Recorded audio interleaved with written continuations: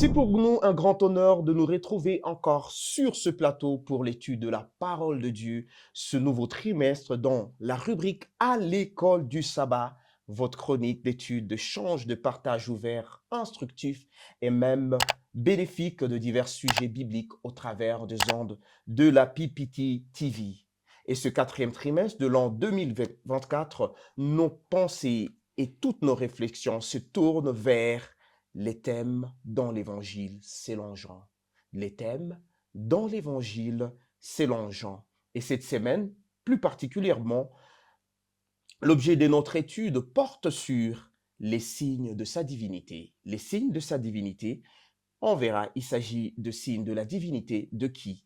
Et le verset de mémoire se retrouve dans le livre de Jean 11, 25 et 26. Et j'ai l'honneur de partager, de présenter cette chronique en compagnie de deux frères exceptionnels avec lesquels je suis ici et d'ailleurs que je salue et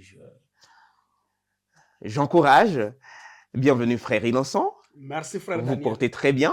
par la grâce de Dieu. Ah, bienvenue frère Janvier. Merci, merci. Gloire au Seigneur, c'est avec eux que nous allons étudier un peu plus en profondeur la leçon de cette semaine. Mais avant d'aller loin, implorons la présence de Dieu. Et j'aimerais inviter le frère Innocent à nous conduire dans une courte prière. Prions. Éternel notre Dieu, nous voulons encore une fois te louer, te magnifier parce que tu es bon. Tu nous as protégés et tu permets qu'à ces instants, nous puissions encore une fois t'écouter, nous parler au travers de cette deuxième leçon. Nous voudrions, Seigneur, que tu puisses disposer nos cœurs, le cœur de nos téléspectateurs, pour savoir ce que tu veux nous enseigner au travers de cette leçon, afin que ça puisse transformer nos vies au nom de Jésus. Amen. Amen, gloire à Dieu. Les signes de sa divinité. Je m'en vais vous proposer de lire le verset de mémoire qui se retrouve dans le livre de Jean, le chapitre 11, le verset 25 et le verset 26, où il est écrit, Jésus lui dit, je suis la résurrection et la vie.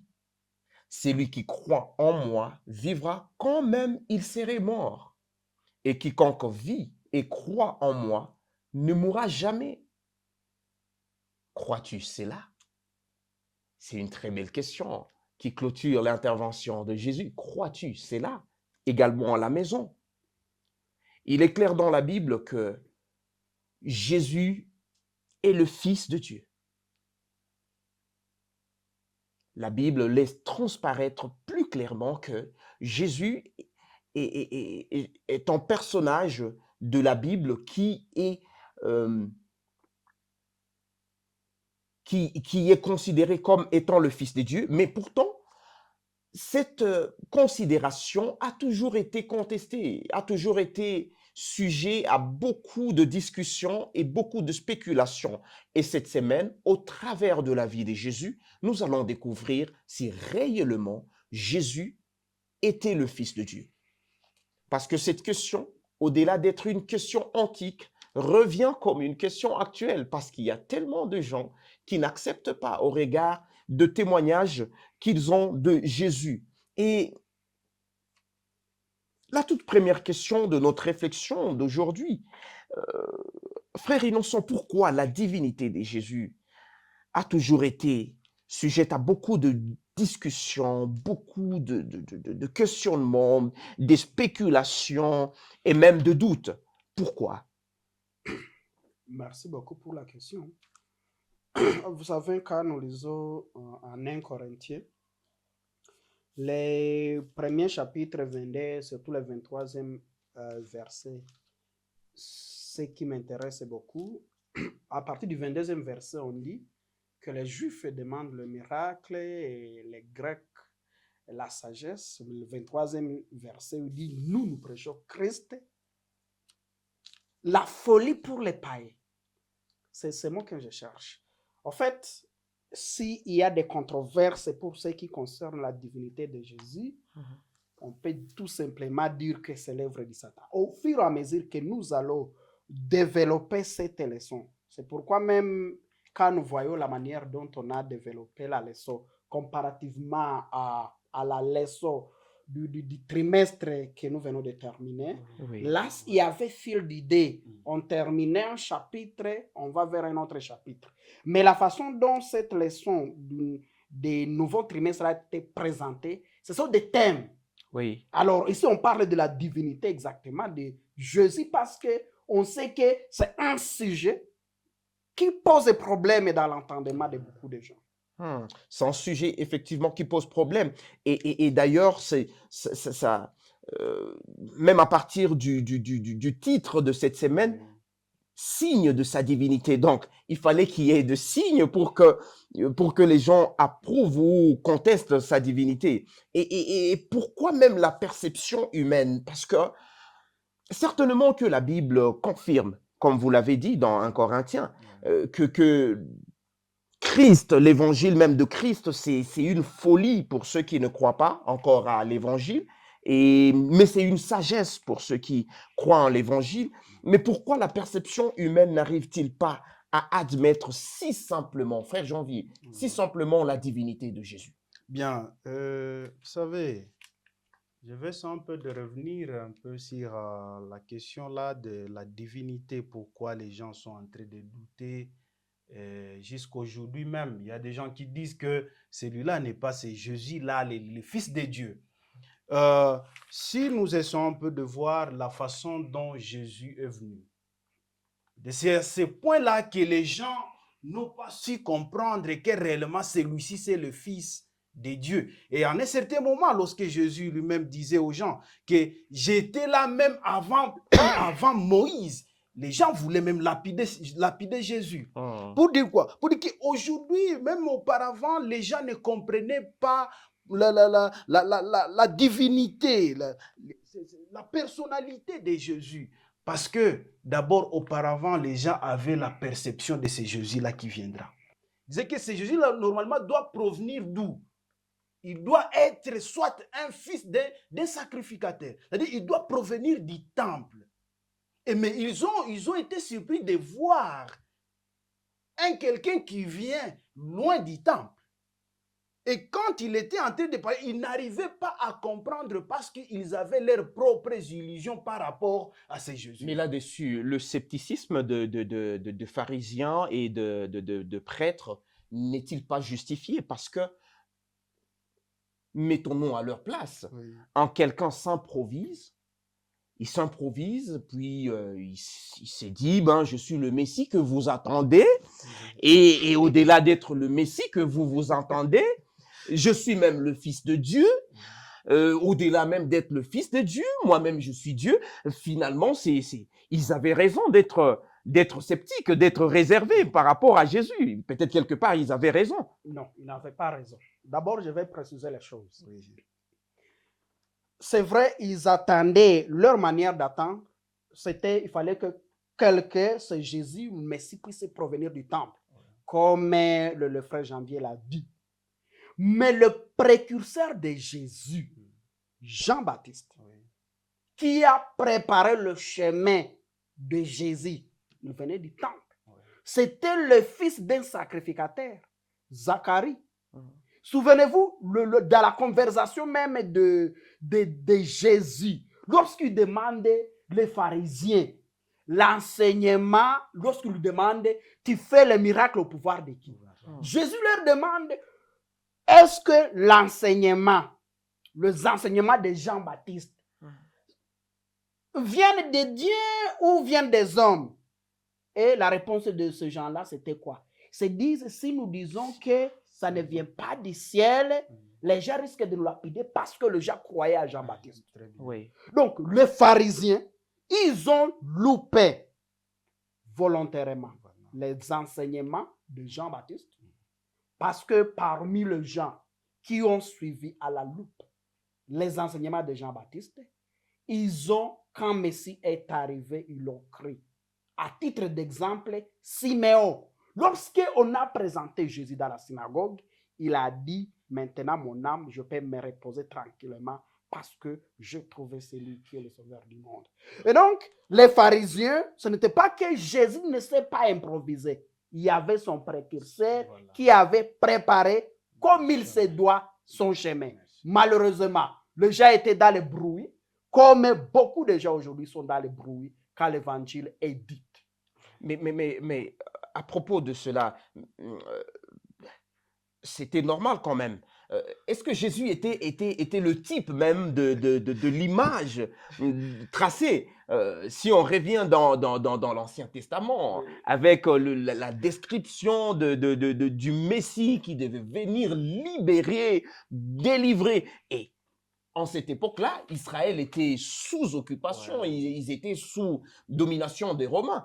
Et ils entendaient bien un libérateur, mais Jésus vient, et d'ailleurs, tristement, et quand il opère même des miracles, il refuse qu'on l'intronise roi. Quand on veut l'introniser roi, il s'enfuit. Mais quel genre de messie pouvait-il être? Un messie craintif? Oui, merci. En fait, par rapport à cette question ici, il y a un problème de gens qui se basent seulement sur la doctrine. C'est-à-dire la doctrine, c'est-à-dire la façon dont leur confession est constituée. C'est-à-dire les fondements, si je peux le dire, les fondements de leur confession. Et c'est ce qui laisse à ce que la plupart des gens arrivent même à douter de ces Jésus-là. Et c'était la même chose. Et vous allez voir que même c'était des sacrificateurs qui étaient le premier à refuser ces Jésus-là. Et le fait que c'était des gens qui connaissaient bien les Écritures, mais ils étaient sous les fondements de leur doctrine. Et cela a empêché aux gens aussi de croire à ces Jésus-là. Pour dire quoi? Pour dire qu'aujourd'hui même, si on arrive à ne pas croire en ces Jésus-là, c'est parce qu'il peut y avoir d'autres fondements de confession. Cela implique que si Jésus était venu à cette époque, on l'aurait rejeté également comme les sacrificateurs. Exactement. Et les... Même si jusqu'à aujourd'hui, il y a des gens qui disent que Jésus n'est pas le Fils de Dieu. Jusqu'à aujourd'hui. Bon, je vais ajouter un tout petit peu sur ce que Oui. Janvier est en train de dire.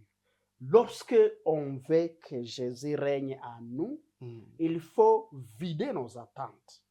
Les Juifs, les pharisiens, leur attente, comme il a dit Daniel, ils étaient sous l'oppression des Romains.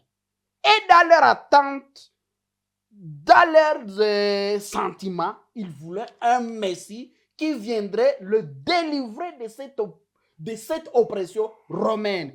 Alors lorsqu'ils voient quelqu'un qui vient avec humilité, avec douceur, les premières impressions, c'est de dire celui-ci ne peut pas nous délivrer de l'oppression romaine et donc ce n'est pas lui le Messie. Point barre. Et ça, c'est terrible. Et est-ce cela qui a motivé Jésus à accomplir tellement de miracles? D'ailleurs, revenons sur l'un des miracles qui est l'un des miracles phares de la Bible, la multiplication des pains. Et on voit un Jésus un soir avec ses disciples quelque part, avec beaucoup de gens qui l'accompagnent.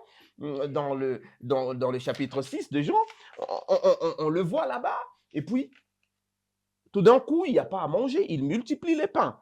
Et sur cette multiplication des pains, les gens croient. Est-ce que cette foi-là était une véritable foi ou c'était parce que tout simplement Jésus a fait une démonstration? Parce qu'on a vu par la suite que, même un passage dans ce chapitre dit que les gens se sont mis à le suivre parce qu'ils ont vu qu'il a fait quelque chose.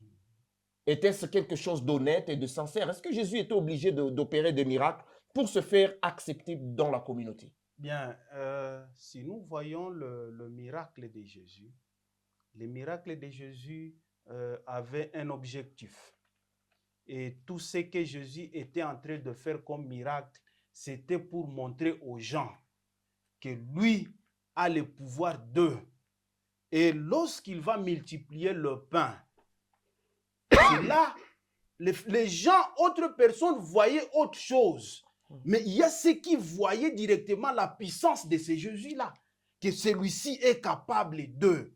C'est-à-dire, tout le miracle que Jésus était en train d'accomplir, Et c'était des miracles qui voulaient toujours orienter les gens à comprendre que Jésus, c'est celui-ci le Messie. Imaginez-vous la multiplication des pains. Quelqu'un peut multiplier 5 pains pour nourrir une affaire de 5000 personnes. Les gens ne comprenaient pas. Mais il y a ceux qui trouvaient déjà quelque chose. Et disent, celui-ci, avec la façon dont il est en train de faire les choses, ça prouve que celui-ci n'est pas de ce monde, mais c'est un envoyé. Gloire au Seigneur. Pourquoi d'ailleurs Jean revient sur ses enseignements sur Jésus? Quand Jésus donne des confirmations, au-delà de miracles, il donne des confirmations. Il dit, je suis le pain de vie, je suis la résurrection, je suis la porte, je suis. À quoi est-ce que Jésus voulait amener la pensée de Jean quand il revenait avec insistance sur le je suis? Bon, merci beaucoup. Tu vois, comme le frère Janvier l'a dit, Jésus en opéra des miracles, c'était pédagogique. Les pains qu'il a transformés, les pains physiques temporels, il voulait amener les gens à passer, quand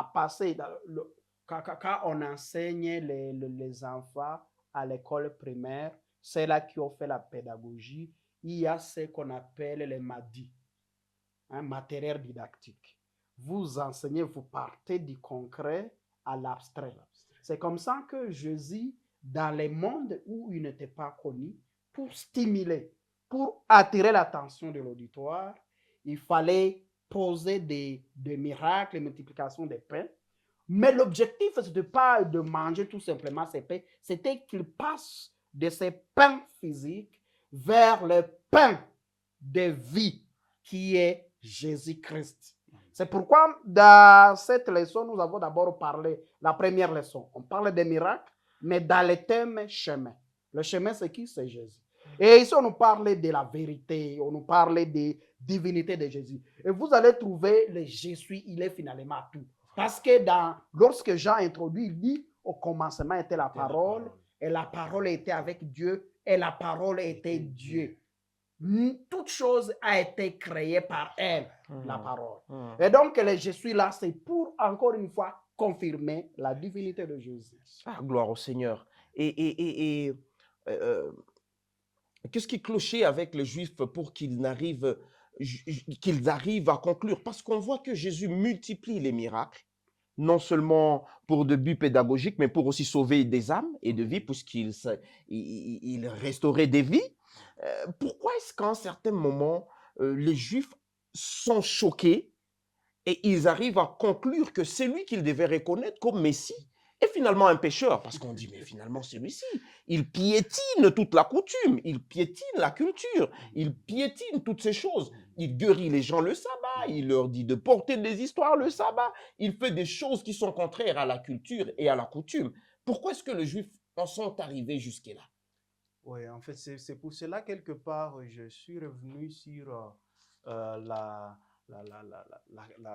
question de fondement de la confession, c'est-à-dire des religions. C'est-à-dire on devient plus religieux que d'être chrétien. Et quand on devient plus religieux, ça veut dire qu'il y a aussi ce que Jésus a fait qu'on peut croire que c'est hors. C'est péché. Or, c'est une façon d'orienter et de montrer aux gens ce que nous devons faire. Et c'est pour cela que les pharisiens sont arrivés à dire que c'est Jésus ici en train de guérir les gens le jour du sabbat. Or, on connaît que le jour du sabbat, c'est le jour seulement où nous devons seulement nous reposer. Et à un certain moment, Jésus lui-même avait dit que c'est lui le maître de quoi? Le maître du sabbat. C'est-à-dire que Jésus voulait montrer aux gens ce que nous devons faire. Et il voulait aussi montrer aux gens à qui nous devons tout ce que nous sommes en train de faire. C'est-à-dire qui nous devons suivre. Et si nous devons suivre, qu'est-ce que nous devons faire pour suivre? Mais les pharisiens voyaient cela jusqu'à dire que celui-ci doit être crucifié parce qu'il est en train de faire quoi?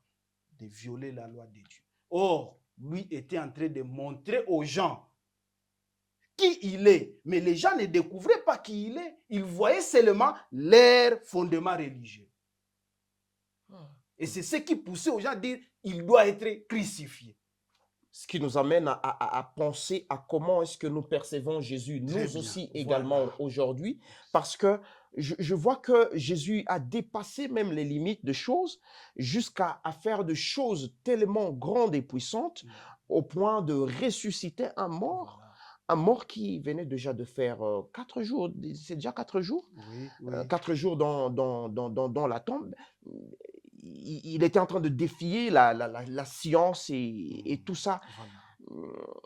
Qu'avons-nous à apprendre de la résurrection de Lazare, nous en tant que chrétiens aujourd'hui? Donc, ce que nous, nous pouvons apprendre de la résurrection de Lazare, ça nous rassure. Oui. Oui, parce que tout ce que nous faisons, nous attendons la seconde venue de Jésus.